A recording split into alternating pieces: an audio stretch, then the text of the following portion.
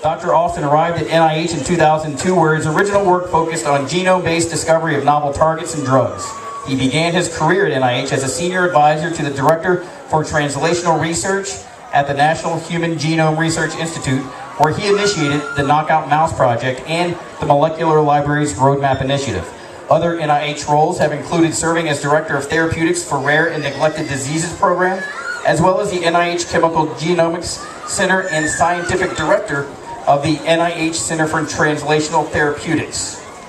Since 2012, Dr. Austin has been serving as the Director of NCATS, whose mission is to catalyze the generation of innovative methods and technologies that will enhance the development, testing, and implementation of diagnostics and therapeutics across a wide range of human diseases and conditions. Dr. Austin is applying his experience across the spectrum of translational research to identify commonalities among diseases and implement system-wide approaches to accelerating the translational science process, thus speeding the delivery of interventions that improve human health.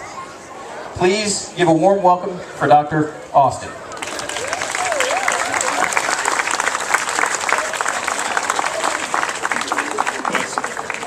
Well, it's great to be here again today. I was here last year. I got introduced to the Angelman community both through my work at NIH and through DeVar Burbidge, and a lot of you know is a good friend of our families.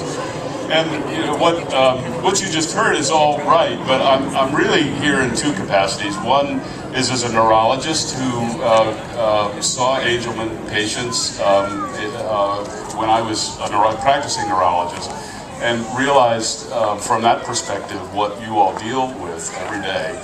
And as a geneticist who realized that there really are approaches to these diseases that had not been taken before. But I'm also here as a dad. I mean, I'm a father of 3 daughters, and I've been through some health issues with my own family, so I know what this is like.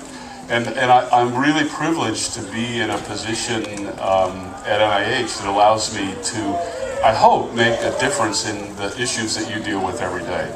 So first of all, I should tell you what this word translation means. I just want to make a couple of points about what we do and why you're so important to this. The first is that translation is the term that scientists use to describe the whole process by which you go from a scientific observation, you know, something you might read in a research paper about this UB3A locus or something, to a drug that actually is shown to improve human health. And that whole process is a very long process. It's very poorly understood. It takes a long time now. But there are some things that have happened in the last 20 or 30 years. It means it doesn't have to take that long. And so our institute at NIH is focused on those general issues that prevent that process from happening much faster and much cheaper than it does now. And there's a lot to say about that, but I think the couple of points that I just want to make is that at our place, we have a group of people who are focused on how you make drugs, how you make devices, how you make, say, antisense oligonucleotides of the sort that ISIS is making. I'm sure you've heard about this for the Angelman trial. How to do clinical trials better, faster, cheaper. That's the first thing. The second thing is that everything we do is a collaboration with somebody.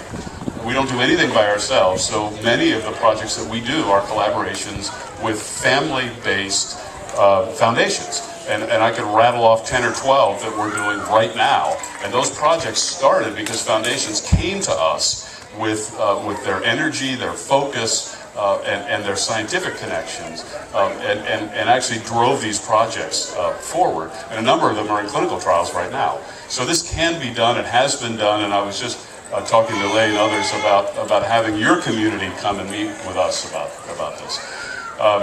So that brings me to the second point, which is scientifically. So there are, as you probably know, there are about 6,000 rare diseases like Angelman. Only about 300 of them have any treatment that's approved by FDA. So this is a huge problem. And I did a calculation a few years ago that if the current rate of drug development, it's going to be 2,000 years before every rare disease has a treatment. And I think you'd agree with me that that's just not an acceptable answer. And it doesn't have to be an acceptable answer, but it means that we have to be willing to do virtually everything differently than we've done in the past.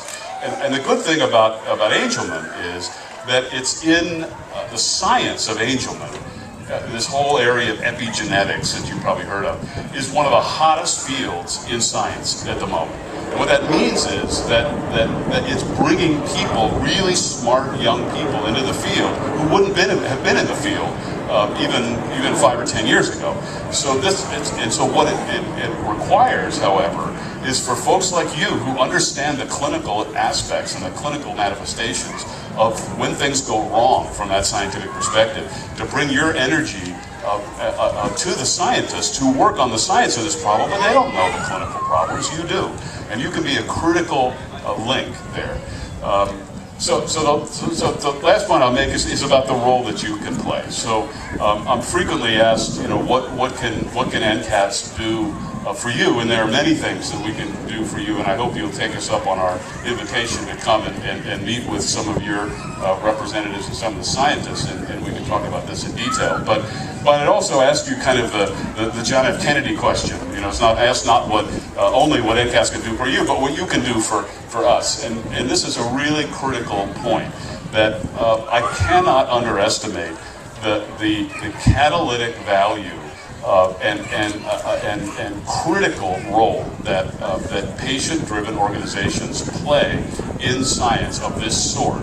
It is the critical feature of most of the successful projects that we run.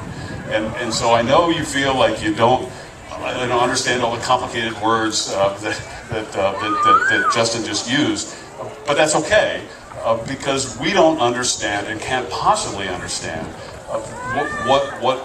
what your challenges are. And only by bringing your challenges together with our scientific knowledge are we going to be able to make headway here. I'm delighted to be here. I want to give you a shout out for everything that you're doing, and tell you in no uncertain terms that what you are doing is absolutely critical to the eventual goal, which is to have a treatment for Alzheimer's, for Angelman syndrome in the next 5 years. One would hope.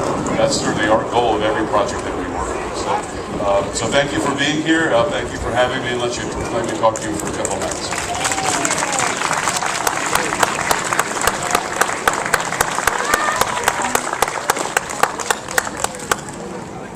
I'll just say, I know we spent some time in Boston, and in Boston they would just say wicked smart.